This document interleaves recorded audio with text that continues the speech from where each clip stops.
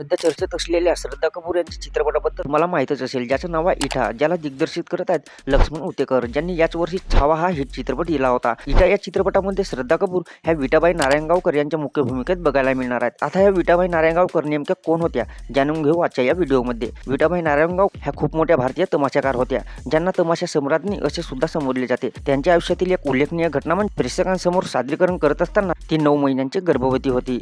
सादरीकरणादरम्यान तिला कळले की ती बाळपंताच्या जवळ आली आहे. ती एक धाडसी महिला असल्याने तिने स्टेजच्या मागे जाऊन बाळाला जन्म दिला, दगडाने नाळ कापली आणि पुन्हा तमाशा करायला सुरुवात केली. प्रेक्षकांना हे कळाल्यानंतर कार्यक्रम थांबवण्यात आला. प्रेक्षकांनी तिचे कौतुक केले आणि तिला विश्रांती घ्यायला सांगितले. हे ऐकून तुम्हाला कळून जाईल की त्या कोण होत्या, त्यांचा त्याग काय होता. त्यांच्या जीवनावर आधारित असणार आहे विठा हा चित्रपट, ज्यात मुख्य भूमिकेत श्रद्धा कपूर बघायला मिळणार आहे. त्यांच्यावर एक शॉर्ट फिल्म सुद्धा आहे विठा, जी तुम्हाला यूट्यूबवरती फ्रीमध्ये बघायला मिळून जाईल. बाकी तुम्ही येणारे या चित्रपटासाठी उत्साहित आहात का, हे आम्हाला कमेंटमध्ये नक्की कळवा. व्हिडिओला एक लाईक नक्की करा, चॅनलला सबस्क्राईब करा.